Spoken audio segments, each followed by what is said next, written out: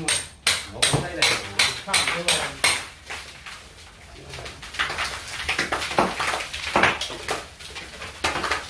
我廚房都係咁噶啦。我而家就係睇下幾時得閒翻嚟整嘅。